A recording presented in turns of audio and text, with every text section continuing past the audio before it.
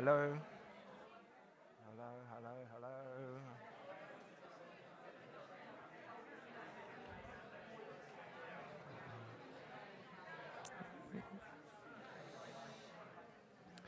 Hello.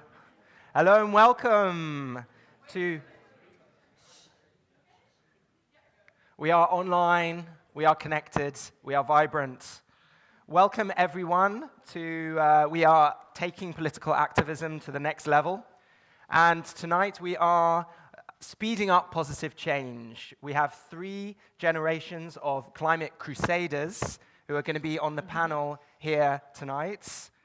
We're going to be time traveling through different generations of society and considering future generations, not to mention the animals and plant life who we are trying to give a voice to, a symbolic voice on this panel. This is organized by Animal Politics Foundation, the international foundation of the Dutch political Partij for the Animals, the first ecocentric animal rights party of its kind in the world to be elected to a parliament ever in 2006. Let's hear it for Partij for the Animals.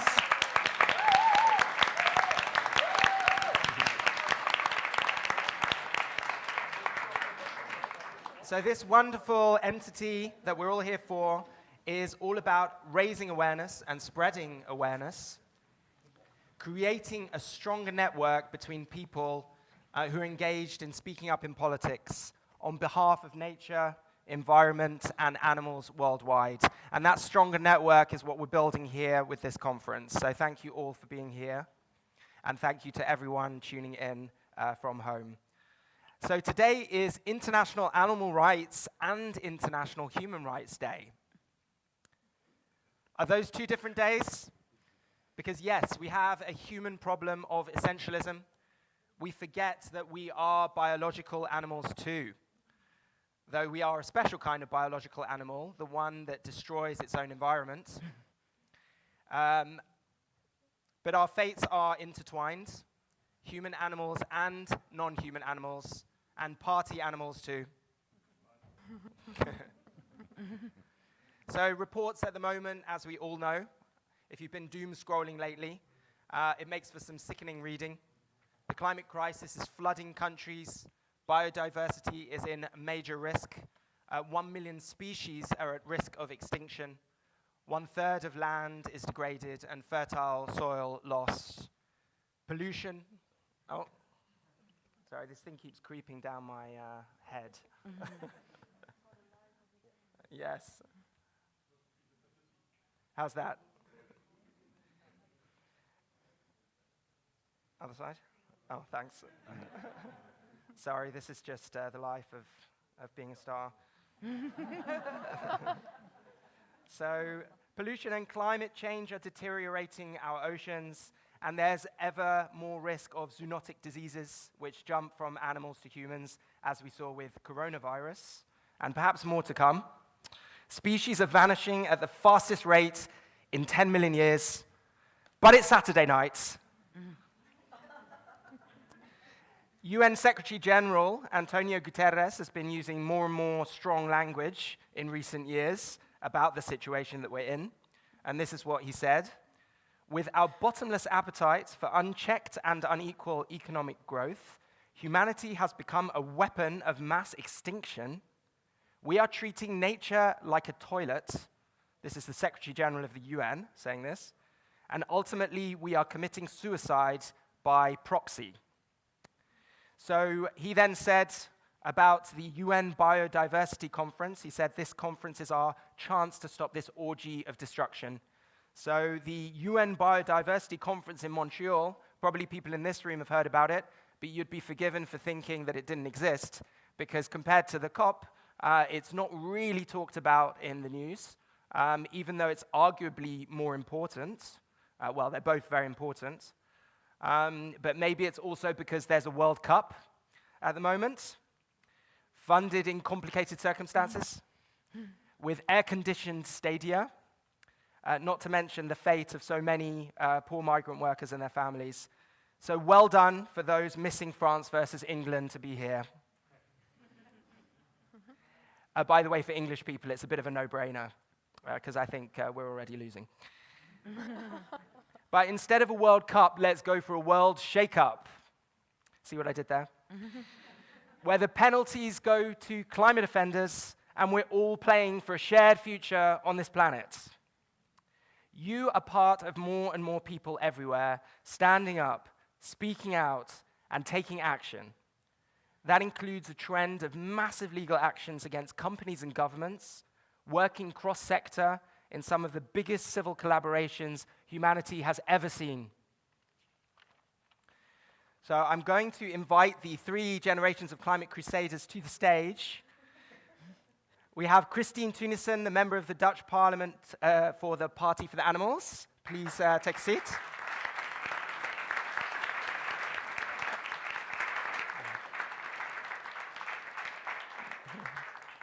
We have Donald Pols, the director of Friends of the Earth, who brought the oil company Shell to its knees.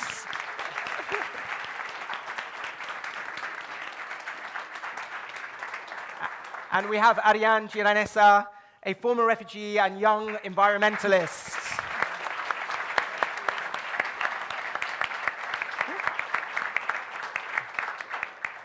So before I ask the panelists to give an introduction, I would just like to ask, how many people under 35 do we have here today? Please raise your hands. It's a good showing. How many people over 60? You don't have to raise your hands if you don't want to. So that's intergenerational. How many people here are activists? Strong showing. How many people here are lawyers? It's okay, we forgive you. Sorry, it was a really easy joke, but presumably your lawyer's on the right side. We need you, we need you. How many people work for a non-profit organization? How many politicians? No comment? How many artists? Oh, we got one. We got a few, actually. Yeah. Well, we're all artists, aren't we, in a way? So I wanted to ask, if you're feeling despair about the climate situation of the world, could you make a moaning sound, like a, oh. Aww. But if you're feeling hope about the action that we're talking about today, can you say, yay? Yay! Okay, that was louder. I liked it. Okay, so we're going to actively invite participation during this discussion.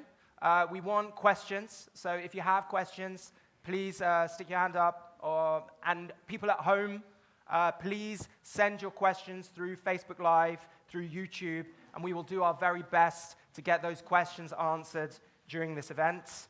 Please post on social media using hashtag #TeamPlanet. That's us, by the way. And tag @Partij for the Animals. So hashtag #TeamPlanet, tag Partij for the Animals. So the goal here is not a debate, even though we have brilliant people sitting on a panel. The goal is not a debate. It's to inspire each other to accelerate positive change. So I'm going to invite the speakers to give their pitch. So first of all, I think I'm going to have to sidle over to the table, but fortunately I have a wireless mic, so it's very smooth. So first of all, we're going to ask Christine Teunissen to take the podium. So just a few words about Christine.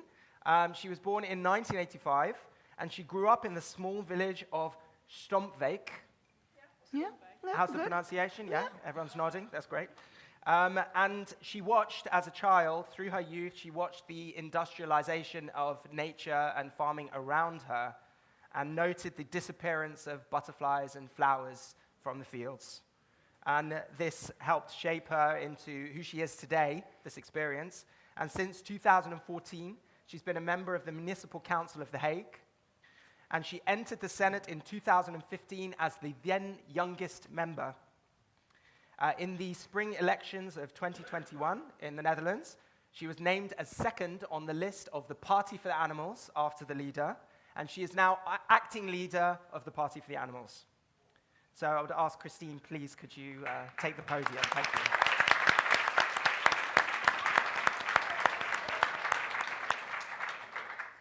Well, here's your crusader in politics. Mm-hmm. Dear friends, first of all, it's so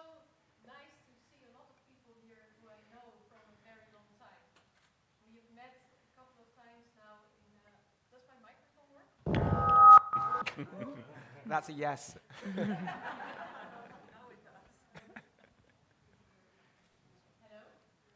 Maybe if you just move it down a little bit, down. so it's just point it more towards your.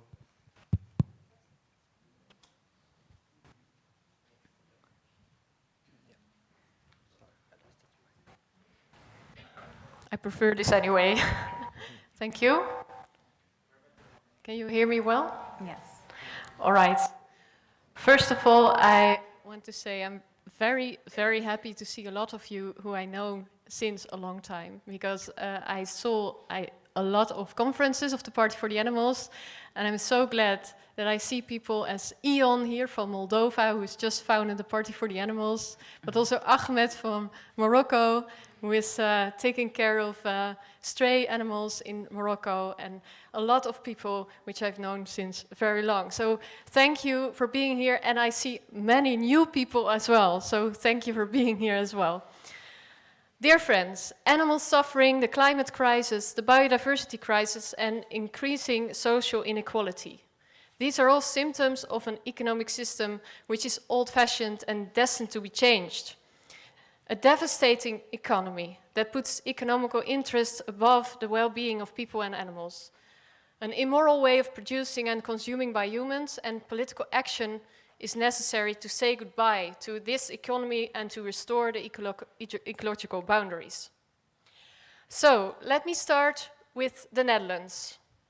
Every day, 1.6 million animals are brought to the slaughterhouse. That is 600 million animals per year. Breeding and killing so many animals at fast pace is only possible by making horrific adjustments in their nature, such as castration without anesthesia, burning of beak and horns, and cutting of toes. This is not only immoral. Such a killing system is literally disastrous for our planet, for it has a lot of related environmental problems. If we change the way we produce our food and shift from animal protein to plant-based protein, we will not only end animal suffering, but we will also drastically reduce methane and CO2 emissions caused by agriculture. In the Netherlands, around 80% of total emissions. And third, we can halt deforestation in crucial places like the Amazon and the Cerrado, where every minute a piece of nature at the size of 3 football fields disappears because of increasing animal feed production. We can prevent the new outbreak of zoonotic diseases like COVID. And furthermore, it is extremely inefficient to first feed animals with soy, grain, and maize, and then give it to humans instead of directly giving it to animals, instead of directly giving it to humans. We could feed 4 billion people more on this planet with a plant-based food system worldwide. So one of the crucial things to preserve a vital planet is changing the way we produce and consume our food. And therefore, we need change in politics as well. The Partij for the Animals is pleading for a 75% reduction of livestock farming in the Netherlands. And one of our latest successes is an amendment which passed the Senate and the Parliament, which says that the food system has to be adjusted to the natural behavior of animals, instead of the animals being adjusted in a horrific way to the system. There is a political fight over it now because the minister doesn't want to execute the law, but it's a huge step in the right direction. The Partij for the Animals in the Netherlands is driving political change for animals, climate and nature. Take, for instance, the Dutch climate law. Just before the historic Paris Agreement was signed in 2015, and shortly after Urgenda, this NGO in the Netherlands, won the climate case for the first time, we called on the government to come up with an effective climate law. This proposal was rejected because a lot of people say, oh, this is going way too far, while it was just what climate science was saying, what was needed, and not just what was possible politically seen. But this proposal was rejected because people said, well, then we need a whole system change and that is not possible, it goes way too far. But eventually, a wide range of political parties got to work on a climate act.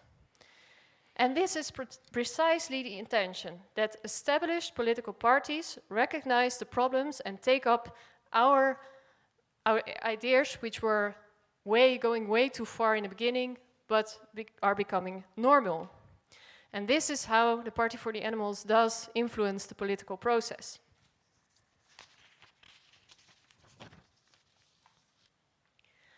We can also make clear how other political parties pretend to take the necessary action, but actually are going along with business as usual.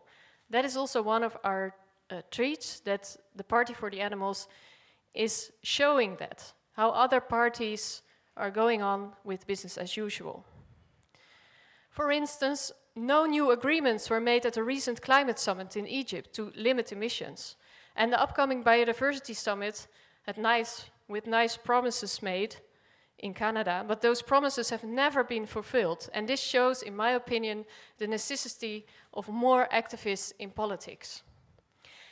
Activists who work not for the short-term interests of people in the global north, which is old-fashioned and disastrous, but who work on new integrated politics for a living planet, like policies which encourage the transition towards a plant-based future. A plant-based future is a future with clean water, clean air, a better health for people and animals, and a life that is far more in balance with nature. Dear friends, together we connect the way solution for how people treat animals, the biodiversity crisis and the climate crisis into an integrated program. By now, we have Partij voor the Animals all over the world, in the EU, in Georgia, in Lebanon, Moldova, Australia, and more countries. And together we will strengthen the necessary green revolution for the future. Join us. Thank you.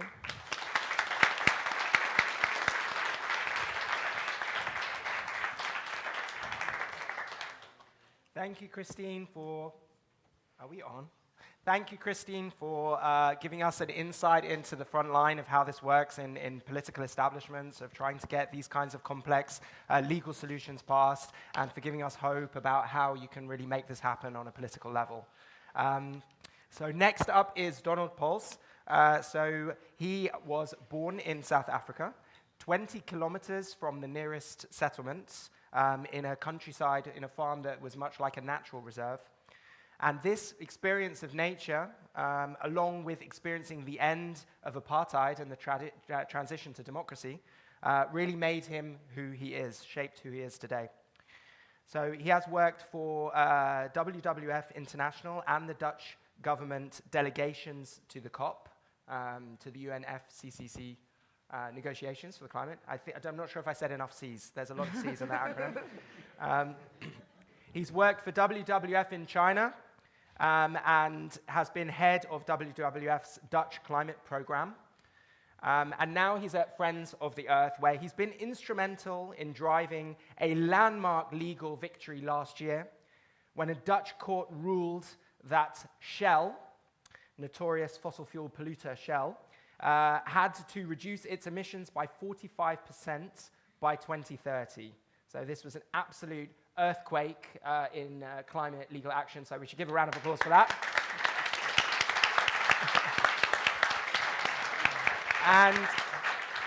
And not just that, but he and his team have been translating this to a national campaign to pressurize the 29 leading emitters in the Netherlands to do the same. And the supermarket Albert Heijn, did I get that right? Heijn, had 2 weeks ago, has voluntarily said it will do the same. So this is very encouraging news, and I introduce Donald to take the podium. So.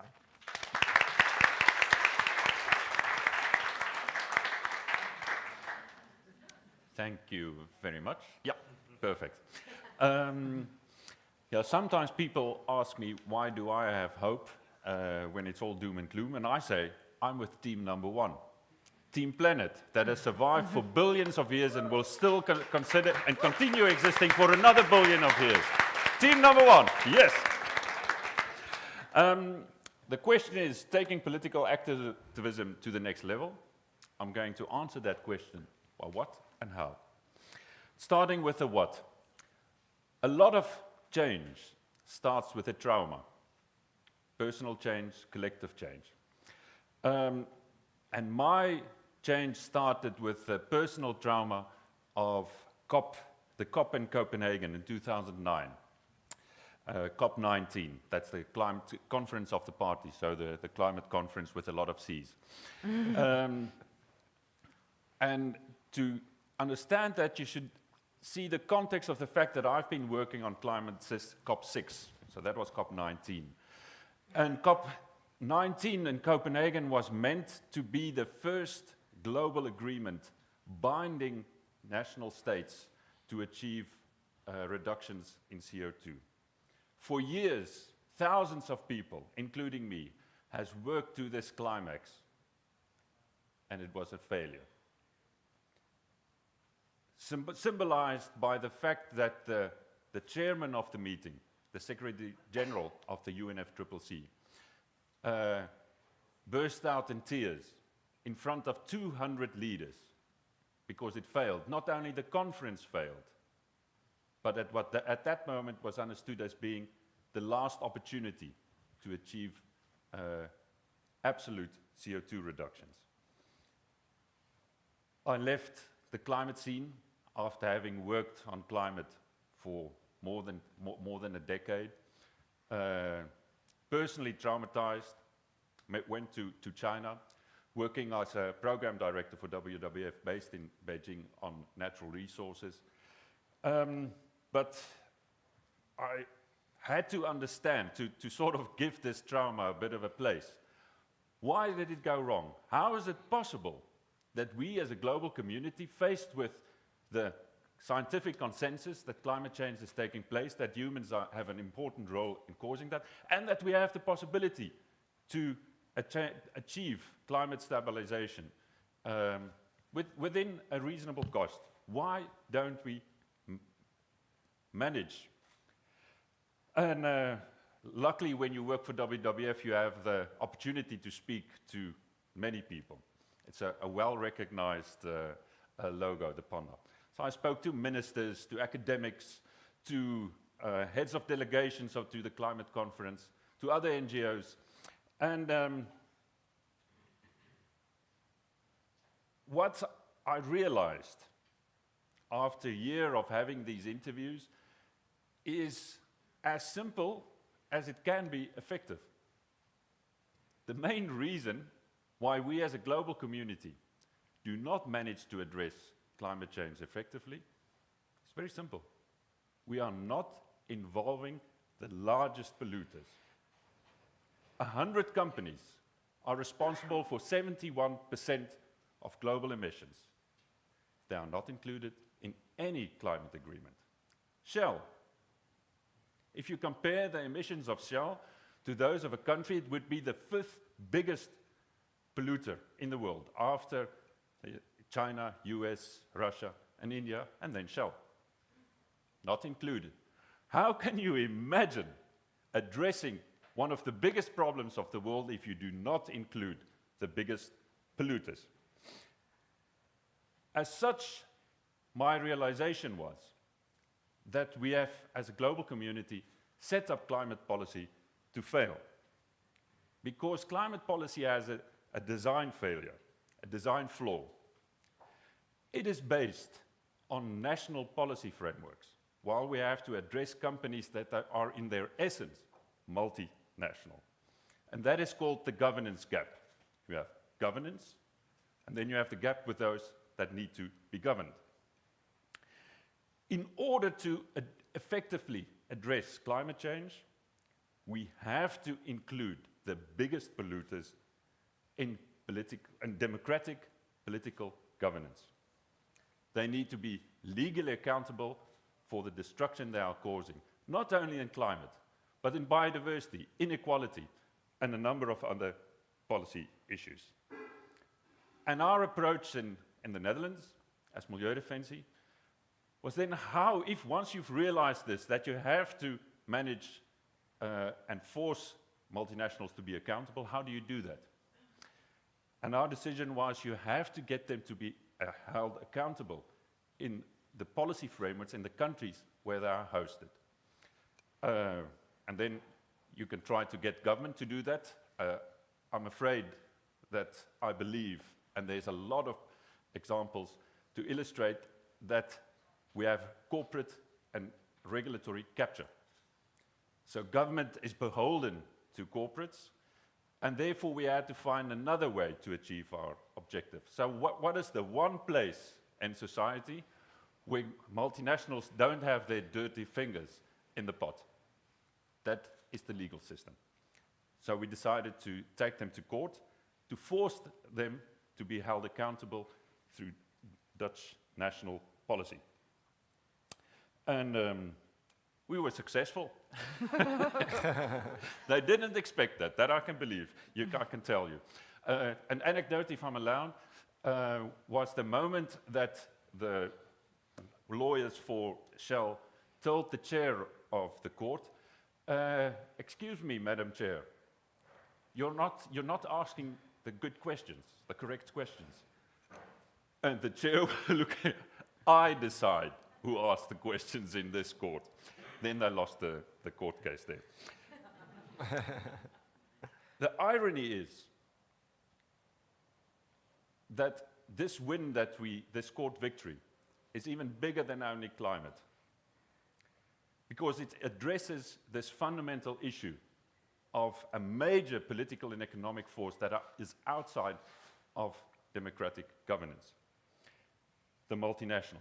And the irony is that the first multinational was launched in The Hague, in the Netherlands, the Dutch East Indian Company.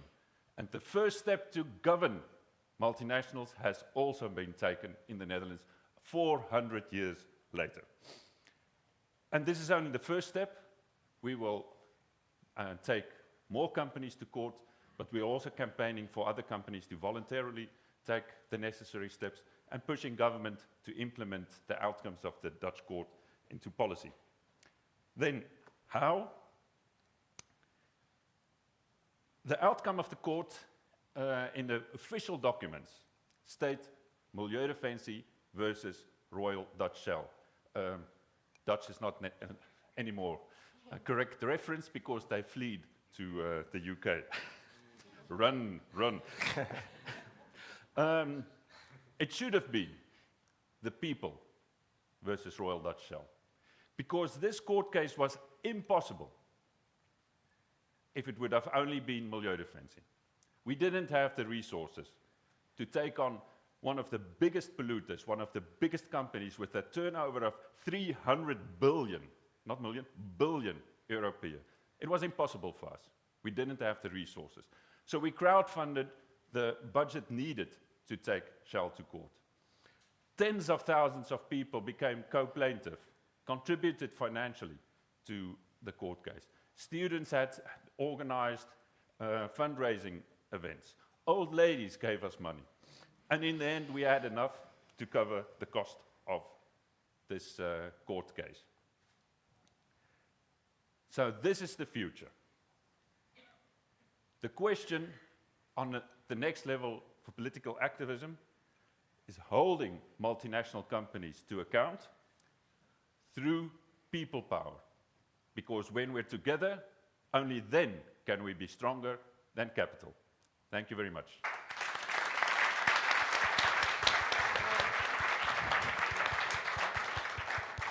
Thank you, Donald, for this unbelievably inspirational story, for really doing the work to show us a blueprint for how such tremendously powerful interests can be brought to heel.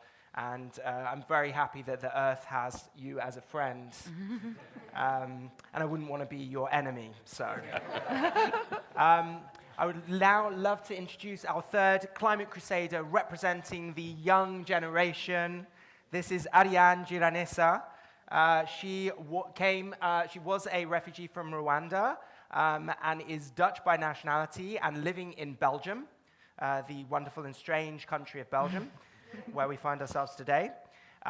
So She has worked as a policy manager. She works currently as policy manager at the climate NGO Bellona Europa. She has worked at the cabinet of the Federal Minister of Energy of Belgium on energy poverty. She has worked at the Dutch Embassy of Belgium as the trade associate on circular economy. And recently, she took part in Y7, which is the official youth movement for the G7, where she issued a communique on climate and environment. So I'd like to invite Ariane to take the podium. Could I ask you a favor to give me a glass of water? Sure. Thank you so much. I am going to try to give you guys a couple of lessons that I've learned being active in the youth climate scene and what we all can learn from it. But before I do that, I kind of want to introduce myself. And I'm going to do that by 3 pictures so that you know where I'm coming from, what motivates me, and why I'm here today. The first picture is that cute toddler is me. And even though the picture is cute, what you don't see is what is happening in the background, because that's me in 1994 in Rwanda during the genocide. At a very young age, I was subjected to humankind's huge potential for evil. And some people, it would make them cynical, but not me, on the contrary. The survivor's guilt that I carry with me every single day will not allow me to be a cynic. And I feel for all the people that lost their lives then, I owe it to them to not only cherish this world, but actively participate in keeping it, saving it, and making it livable for future generations. The next picture is me, the most, like on the right is me, that smiley one. It's me with my cousins and my younger sister in Nairobi in Kenya in 1997. Just before this, we had lived in Eastern Congo in refugee camps. And about a month after this, all my cousins will move away. Some will go to the States, some will go to Europe. I myself will lead a nomadic life until I'm about 10 and we arrive in the Netherlands. But what do I want you to know is that I am a refugee. And even though that is actually a legal status, it's something that really shaped me, shaped the way I see the world, in the fact that it has always been connected for me. And thank you so much. And the last picture, which I also think is very important, it's me and my sister, and we're at Ter Apel, the refugee center in the Netherlands. I just put this picture here because the West, I am very much of the West. I came here, the Netherlands became my home, it shaped me. And even though I am of the African diaspora, in no way do I feel comfortable speaking for young Africans who live there right now. I want to be a lubricant to start a conversation, but I am very much aware of my ideas, how they were formed, the way I think about things, that it's very much still Western. So 3 lessons that I've learned being active in the Y7, working on the communique with so many different delegates from other countries is, first of all, climate is everything and everything is climate. What do I mean by that? At the delegation, we had a marine biologist. We had someone who worked for a huge Japanese manufacturing company on circularity. We had a delegate who was working in Development Corporation. So we had long, arduous, cross-cutting conversations about climate, about environment, about how all these things fit together. And what I really realized is that the climate transition that we're doing now cannot, under any circumstance, be us living the way we live now, but just powered by renewables. That is just not acceptable. We cannot save the climate if we keep consuming the way we do, if we keep eating the way we do. Like, I like fashion, but I also know that this can't continue the way it is right now if we want to save the climate. So for me, it should always be treated like that. Even if in my professional work, sometimes I see energy companies who want to do big infrastructure works, and they take no account of biodiversity. And they're like, oh no, but we really need to do this energy transition fast, and even though we're not taking account of biodiversity, we are trying to do something sustainable. I say bullshit. It's not sustainable if it doesn't take into account all these different matrices. So that is lesson 1. Lesson 2 is diversity is key. We were lucky enough during the Y7 that at least 3 delegates, myself included, were part of some type of diaspora. So we always knew that the G7, this big institute for like industrial countries, they can't make any decisions for the world. There are so many other voices out there. And even if you look at like their industrial power, the G20 is way more powerful right now with all the developing nations. So we really took account of that, and I feel like that should be taken more into account. Because climate change narrative here in the West is mostly defined by a type of long-termism. Long-termism is the idea that we're fighting to create this better future for future generation. It's altruistic and it's good, but for so many developing nations, it's not this long-term thing. It's happening right now. Being in contact with different climate activists from the global south, for example, I met this young Bangladeshi man who basically told me that he's sick and tired that the West has this narrative about climate change as if it's to save this far-fetched future, when for them, it's happening every day. So I was very happy, even though COP27 was not great, I was happy that there was a loss and damages fund for vulnerable countries. And I feel like this idea also came with the Netherlands, Belgium, and Germany last summer, finally finding out that it's happening now, that it's also for them, it's not some far-fetched future. But that is just diversity geographically. I also feel that the big missing link in a lot of this youth activist arenas is that, like, if you see me, I am diverse, but I'm highly educated. I went to a university. I'm left-leaning, and all the other people there mostly have that same profile. We do not see young people who, let's say, did not go to university. We do not see the most vulnerable people there, while internationally and nationally, the most vulnerable people, people in poverty, are the ones who are paying the highest price. So I feel they should at least be represented in these conversations. The last lesson that I have for you guys is that I believe that the battle between generations is not just necessary, it's good. It's good to have these conflicting views. For me, I'm 29, so I'm an aging millennial, and I have a younger sister who's about 14 years younger than me. She's full-on Gen Z. And I remember a conversation we had when she was 4 years old and I think I was 17. She asked me about climate change. Full on, she just asked, what is it? People talk about it. When I ask questions, people feel uncomfortable. Could you explain? So I look for the right materials to not, scare the little kid to death. Trying to, put it in context without it sounding like a horror story. I use School TV, which is this Dutch, children's program. But even after that, she was distraught. She started crying, and she screamed at me, like, why did you guys do this? And I was quite shocked, like, how dare you lump me in with these people? I am just 17 years old. I did not make this world. I do not have any responsibility towards this. I am as sad as you are. And I think about that conversation a lot, and how fast things changed. Because, yes, I still believe that I did not make this world. It is not my fault it is that way, but I don't believe that I don't have any responsibility. Within a couple of years, I think in 2025, millennials will be the biggest working group everywhere. And that comes with power, and with power comes responsibility. And I don't want to have to answer this question again to my children and not have a better answer. And I do know that a lot of young people have been using more and more creative methods to make clear that they are very unhappy with the state of everything. We've all seen those articles about major artworks being attacked by climate activists.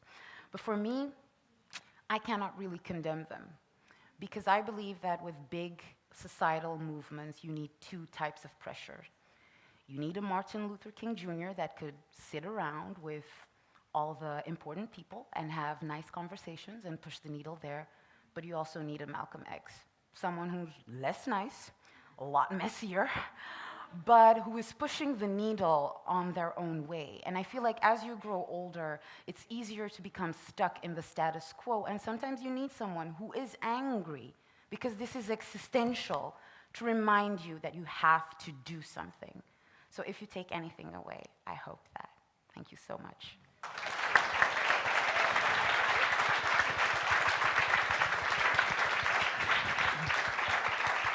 So thank you to, hello, is this thing working? Thank you to Ariane for this very personal, very moving, and very clear-sighted snapshot of all of the kind of arguments and the situation going on, especially in these kind of international contexts and where we are with related to even, you're supposed to be representing the young generation, but you're talking about the younger generation. So that's really important to bear in mind. And also for calling bullshit on sustainability. That was also great. So thank you to Ariane. Thank you so much. So we're going to move into a discussion period. That's why I'm over here now. And I want to ask, given we are at the World Conference of the Animal Politics Foundation, and we are talking about speeding up positive change, 3 generations of climate change. We've got 3 generations of climate crusaders here, and the first question will be, how can these generations, or how can these different worlds of which you are a part, how can they better work together in order to speed up positive change? So I don't know who would like to go first, but... Well, maybe I can give 2 examples of how it works very well already, I think. Ariane was talking about loss and damage, and she said, I'm very glad that this fund came at the COP27. And we, in Parliament, we were actually fighting for this loss and damage fund, but the government was backing up. So they didn't want it in the beginning. And there you see that political pressure is very important, not only from the opposition, but also from activists from outside. We were bombed by emails from all kinds of NGOs who were saying, you have to arrange this loss and damage fund. It's historical, it's your obligation to do that. So in the end, the government bowed for this movement, not only for the Party for the Animals, also other political parties and society. And there came actually a fund, and they voted for it. So that is, I think, a very good example of working together. And the same counts actually for, this successful court case which we had. Also, we have tools, far more tools in politics, when a judge says, well, Shell has to reduce its emissions in 2030 for 45%, then we have this tool in politics to actually hold the government accountable to make sure that Shell is actually doing that. And they still don't listen enough, because it didn't come through, for instance, a climate obligation for big companies.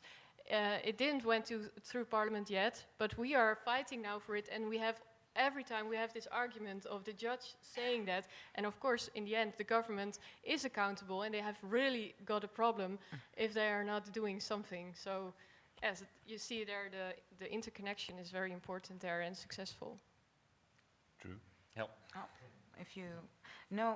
For me, I feel like also there are enough examples. What I really liked and thought was really cute is how after the Fridays for Future movement really got going, you had grandparents for futures also. You had, we always act as if none of these older generations were thinking about this, but I've met plenty of guys who've been there since the 70s fighting this fight, and I do believe we have a lot to learn from each other. So just coming together in these spaces, talking to each other, understanding how the climate struggle, the environmental struggle has been in the past and how much it has evolved. I also feel like there are a lot more different types of characters who are active in the whole climate debate. It's not all, in Dutch you would say geitenwolle sokken people, but yeah, just having those conversations, because there are enough older people who are also really thinking about this.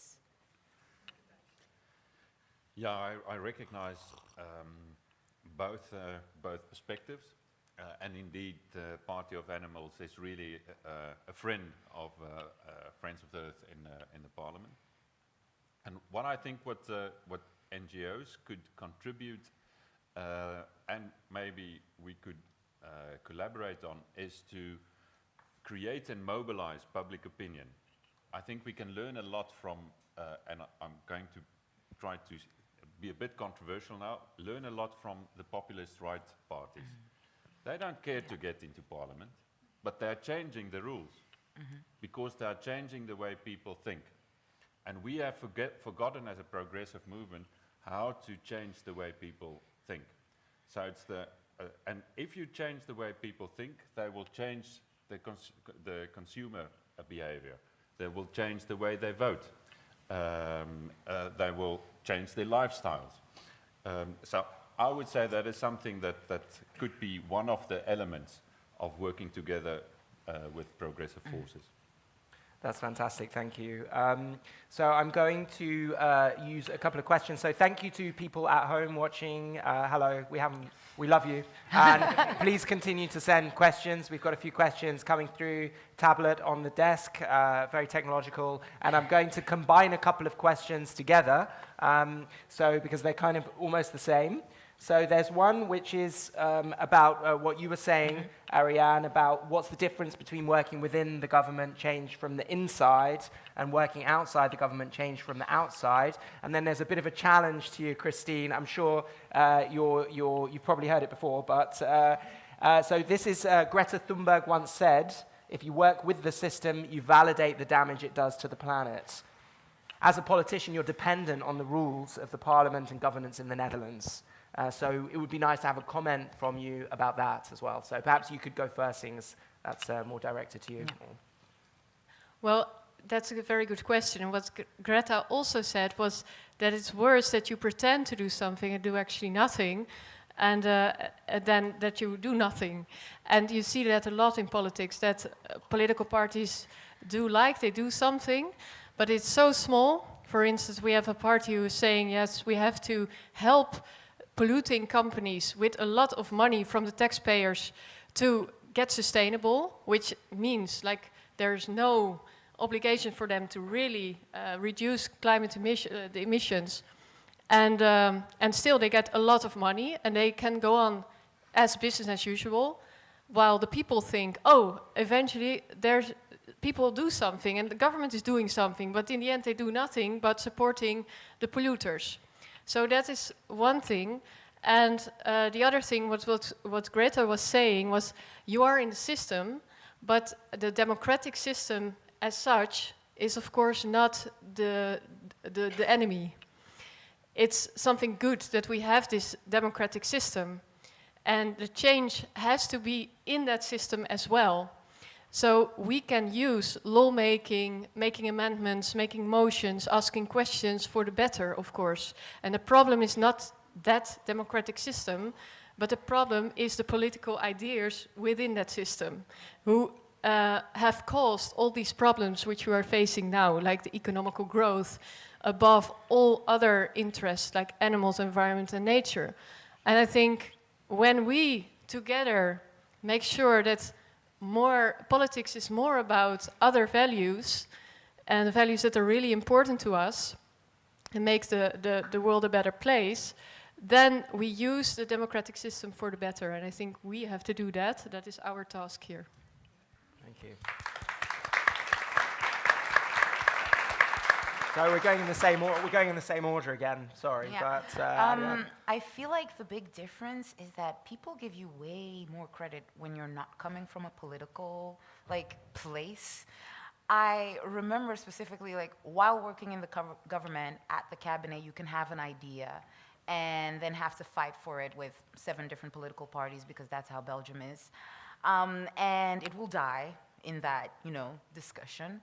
But being a youth activist and going to those parties who said no as a youth activist and not as like someone who works for the government, all of a sudden people want to listen and are open to the ideas, and they're not as fraught, I feel. So I feel like there's a lot of opportunities for political parties that are a bit left-leaning to work with youth activists to actually make ideas go through. But then you do have to have the, how can I say it, not to have the pride that you want to be the person who like goes in front with it. Like I've had some positions, some situations where you let the activists talk to the party acts like it's their idea, but you're just happy that it came through and that they're not against it because it came from you.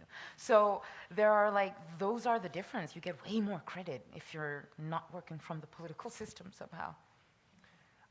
So I just wanted to jump in there and just say, you were saying earlier, Donald, about taking lessons from the far right and the way they have affected the political paradigm without even having political representation. I'm British, so you might know of a little story that happened over there a couple of years ago when precisely that happened.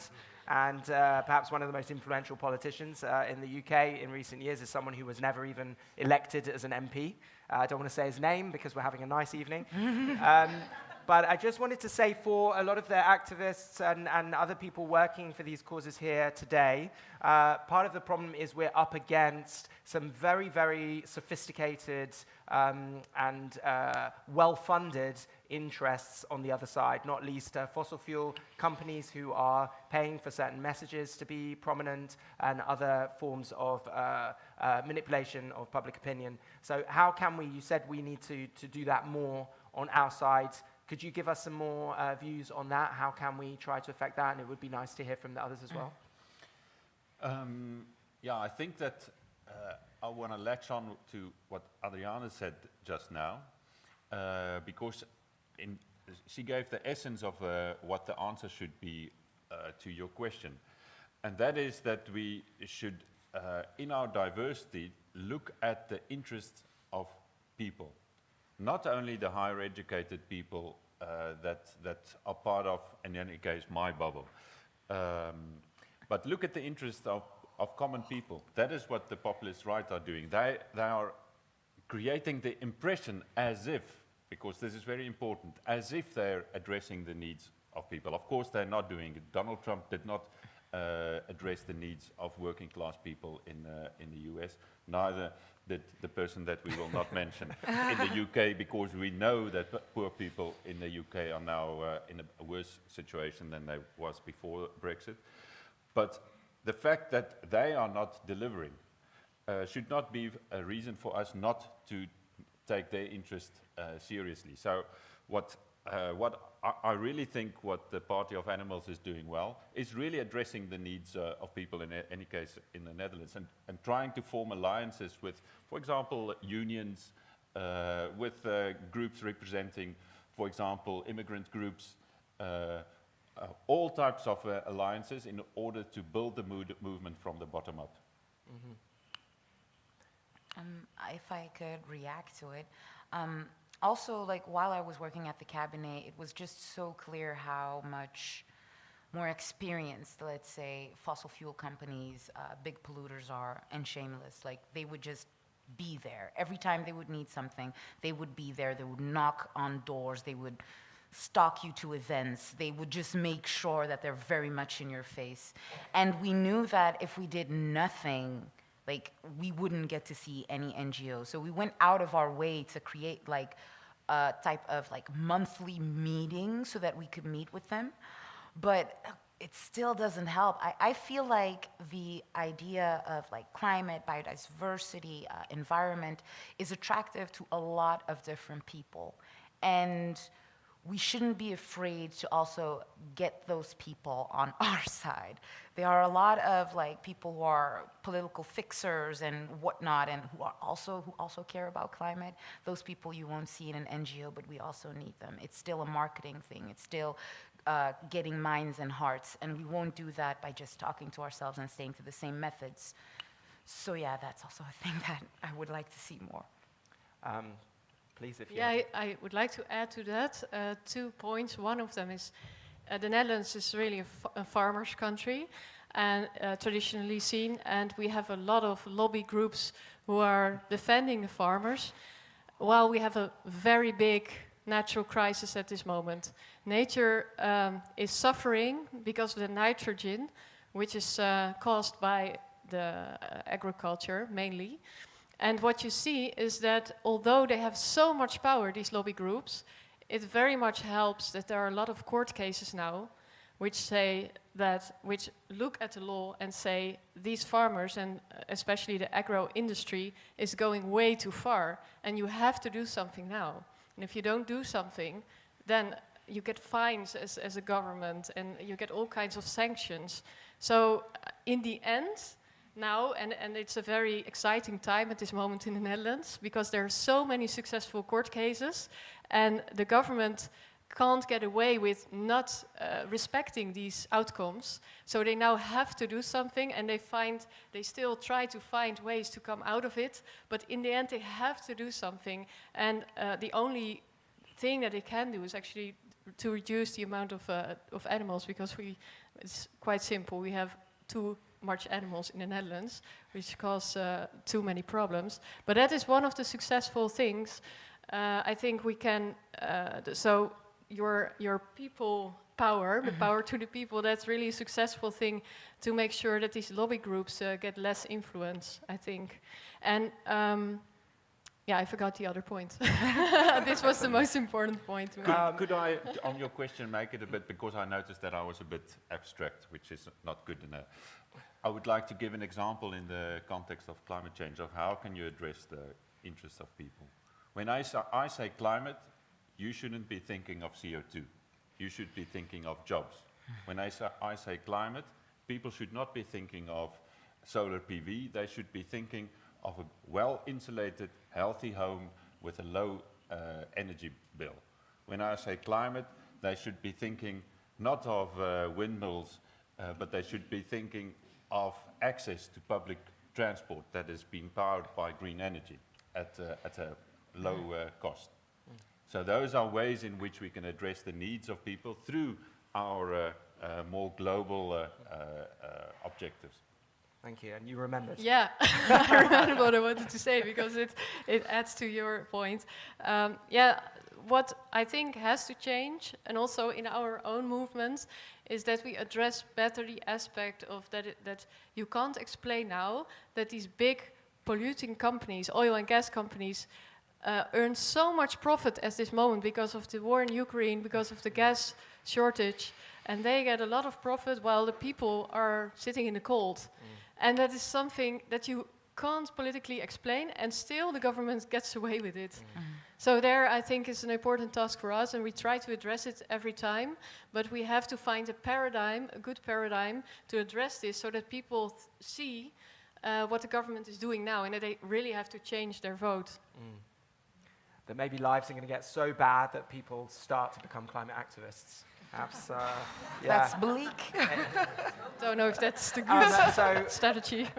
So I didn't mean that your life has to be bad to be a climate activist, but just referring to in the UK, you know, the Insulate Britain, for example, they were kind of scorned by most of the country, but now with the energy crisis, everyone's like, oh, insulation, you know, it's just, it's a huge opportunity. So, haven't asked for any questions from you beautiful people here in the room tonight. So if you have any questions, please raise your hand.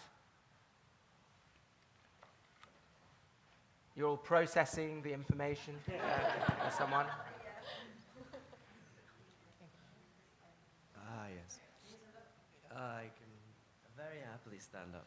Hello, my name's Sean, and it's a question specifically based on what Donald said, but everybody's welcome to answer. Maybe the 3 people are welcome to answer, not everybody.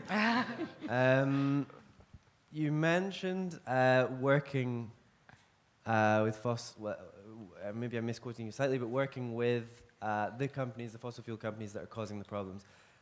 I've been inside COP organizing actions like polluters out, people in, this classic messaging and so on, and I really believe that the influence of fossil fuel lobbyists at COP is a problem. There's this common narrative of you wouldn't have tobacco lobbyists at a conference about lung cancer, about ending smoking addiction.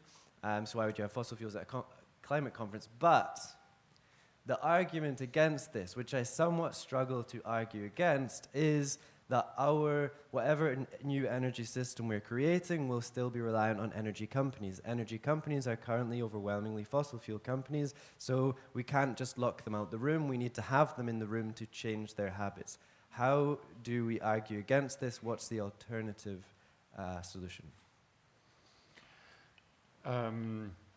If you understood that I said we have to work with fossil fuel companies, I have to reframe because I didn't want to say that. What I said, and it's an answer to your question, is that we have to include multinational companies, including fossil fuel companies, in a democratically legitimate structure. They are now outside of it, so that we can manage them. We can decide as a democratic community what they should do, what their objectives should be, what their limitations should be. Because the essence, and that's maybe also the question on a system, the essence of this system is the centralization of profit and power and the externalization of the cost, pollutant, CO2, on society and nature. And real system change, because that's what we need, no climate change, but system change. System change is when we force those companies to internalize the cost and to distribute the profit across the whole of society. So in that sense, they should be allowed to have a voice, but it should be managed. It should be clear that of the 1,000 lobbyists, that not 700 are fossil fuel companies. They should be transparent. It should be known where they are from, and it should be possible that representatives from civil society at least have equal access, at least, to fossil fuel lobbyists. Can I piggyback off of what you just said? For me also, since I worked in energy, and what I see here in Belgium is actually that people know that there's this huge energy problem, and the future energy system is not going to be these huge companies, very central, etc. The future energy system we should go to should be decentral, should be you make energy as close to the people as they can. And I see a lot of these initiatives, but sadly, because the capitalist hellhole we live in, they are seen as the baddies who are encroaching into the market of these energy companies. So what should happen is, first of all, laws should change. It should be more easy for communities, small communities, and I'm talking about villages to like a little school communities, to start creating and sharing energy between them without it being difficult. It should be easier to create these types of cooperatives, and there should be way more of them. And in this future, where energy is decentral as it should be, I don't think these companies will have as much power. But the problem is we love fossil fuels so much that we created our whole society in its image. A lot of these companies are the ones who have the expertise of technologies that we need, sadly. And in that way, we can never kind of push them completely out. And maybe in the future, there will be better options. But for now, all of the, how can I say it, knowledge also on how to dismantle these companies is at these companies. And it's difficult, and I feel uncomfortable with it too. But we'll still have to have these conversations. Yes, and there you see the role of politics, because it's the role of the government to regulate, and the government doesn't do this at the moment. So exactly what you're saying is going on now, that companies, the old fossil fuel companies, get a lot of money from us. In the Netherlands is 25 billion euros. They get just to be sustainable. But in the end, it's not sustainable at all, because they use all the energy, like also wind energy, but it's still a lot of space, a lot of energy that they use. And the government should regulate that it becomes decentralized and it becomes cooperative. And that is the problem we're at now, that a lot of lobbyists make sure that there are a lot of political parties going on who are saying we can go on business as usual, we can make the big companies green. And that's a fairy tale. So what the solution is decentralizing, but also energy saving. Not only the transition towards real sustainable energy, but also energy saving, so that there's enough space for everyone. And now we are also working on a vision, because we have to ask ourselves the question, which companies have the license to operate? Which countries still have a future in a sustainable world? And for instance, now the gas crisis is there. You can ask a question, is it a flower company, the Netherlands is really a flower land, with producing a lot of flowers and flying them all over the world and shipping them all over the world, and they use huge amounts of gas. So is that just when there's a war going on, or when people have gas shortages, and when we have to make this huge transition? So the Partij voor the Animals is pleading against these shipping and flying of flowers all over the world, and we say we have to stop that, and we have to save energy. So that's the first step. And I'm very glad to see that this discussion is coming up more and more in Parliament, to see whether some companies still have a license to operate. And I think this discussion will become bigger and bigger. And maybe also reflecting on a conversation we had just before we start this meeting, the role of the state also need to be re-evaluated. When I moved to the Netherlands, electricity companies were owned by municipalities. When I tell my kids that that is a possibility, they tell me, "Dad, you're a communist." Governments can also launch initiatives like energy companies that are renewable, and therefore can compete with fossil fuel companies. Now the discussion is we should buy, for example, fossil fuel companies. You could also outcompete them by setting up initiatives so that they die off like the fossils they are. Very nice. So we have time for just one little question from the audience. Or it can be a massive question too.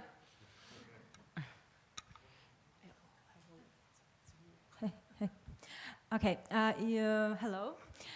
You mentioned that we should work with far-right parties as well sometimes. And for example, in my country, the only far-right party we have says very proudly, actually, that animals don't have any rights and people can do whatever they want to them, even torture them if they want to.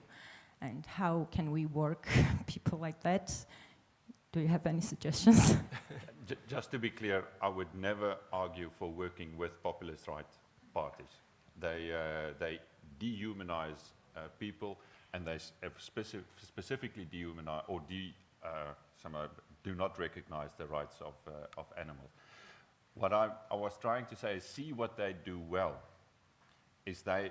So learn from them in a positive sense, in the sense of how do they manage to change the perception of people, but not working with them. It could be that you try to, if we have a more positive, more mobilizing message, that we steal their voters from them, but never work with populist right parties. It will be the destruction of us, because it's totally opposite, I believe, to, in any case, my principles.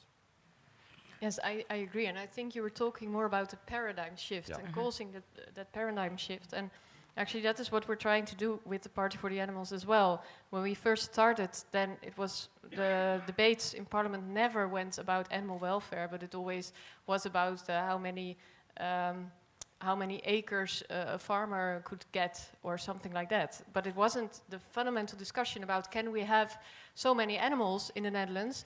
It wasn't even on the agenda. So when the Partij voor the Animals came, we put it on the agenda, and now one of the Liberal Democrat parties is saying we have to cut the factory farming by half. So that's a huge step in a paradigm shift. And that is what we have to do with climate as well. A paradigm shift towards not saying what you can't do anymore and it's becoming a bad world for everybody. No, it's getting a lot better when we actually make through this transition towards clean air, clean water, nice surroundings. So, and I think we're all responsible in making paradigms, and we have a very large responsibility in that to shift politics in the good direction. I think that's what you meant with it. That's why she's a politician. And I'm So I'm conscious that we just have, we don't want to keep you here forever, but just a few minutes more. And I wanted to ask, just as a little roundup, if you could, in 30 seconds or so, just tell us some reasons to be hopeful. That would be really nice, because it's very hard work to do all of this, and we all have to keep our hope and our energy high, and with the successes and all of the work that you've been talking about, I think there are reasons to be hopeful, but it would be nice to hear from each of you just a little short phrase. Thank you. Well, it was a couple of years ago that people asked me, oh, why are you a vegetarian? And now, these days, people always excuse themselves when they're flying a lot, when they're eating meat. So there you see that really things have changed for the better in a very, very short time. And I'm getting very enthusiastic about the group of people who's growing all the time on the streets, the activists who are coming to a turning point. And it's very hard to predict whether the turning point is coming now or in 1 year or in 5 years, but it is changing. And I want to say, so go on with that, go on with pushing, because we're going for that changing point, and I'm sure we will get there. Thank you.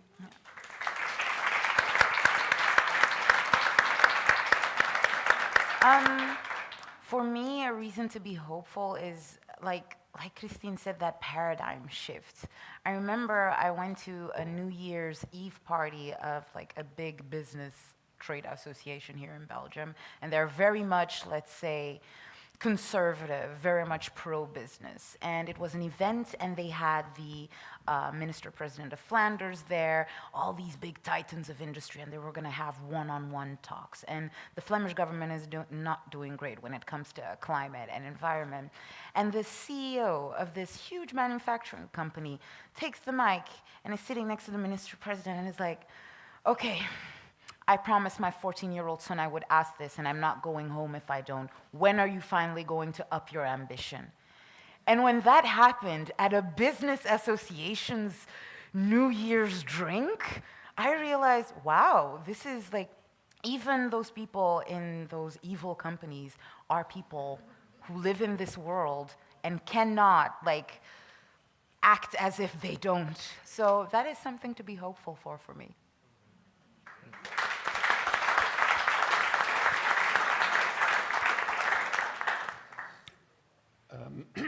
Yes, very inspiring. And I want to, it's almost impossible to, but let's on to the paradigm shift. When we started working on, or when I started to work on climate change, the issue was really, how can we get, as government, consumers to change their behavior, to reduce their consumption of CO2 intensive products, and how can we subsidize companies to produce more solar PV, etc. Now, not only have we won a court case in which a company has to reduce its own CO2, including all of the CO2 of its consumers, but a company in the Netherlands voluntarily announces its own CO2 reduction measures, also in line with the Paris Accord, and in the European Union, the European government is working on a due diligence law that will force companies to reduce their CO2. So things are moving forward because of people like us, because in the end it's the real activists that pushes the change in narrative. Thank you.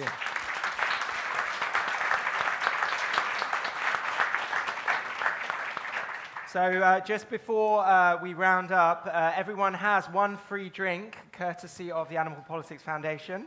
So thank you to them. And if you don't have a voucher on you, you can get one by the door from this lady in white with a box of drinks vouchers. And don't lie, because she'll know. And so this has been the Party for the Animals conference, the Animal Politics Foundation Global Conference. This has been a wonderful panel, speeding up climate change with 3 generations of tremendous and wonderful climate crusaders. So we have had Ariane Giraneza.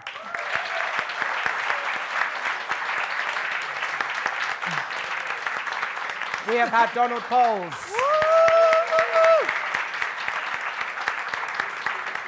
And we have had Christine Teunissen.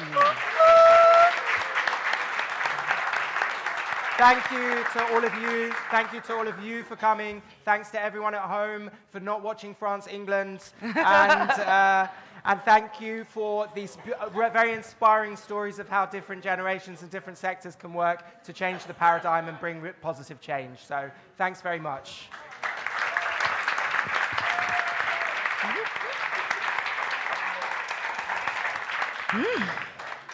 Jij durfde wel om een glaasje wijn te drinken voor de presentatie.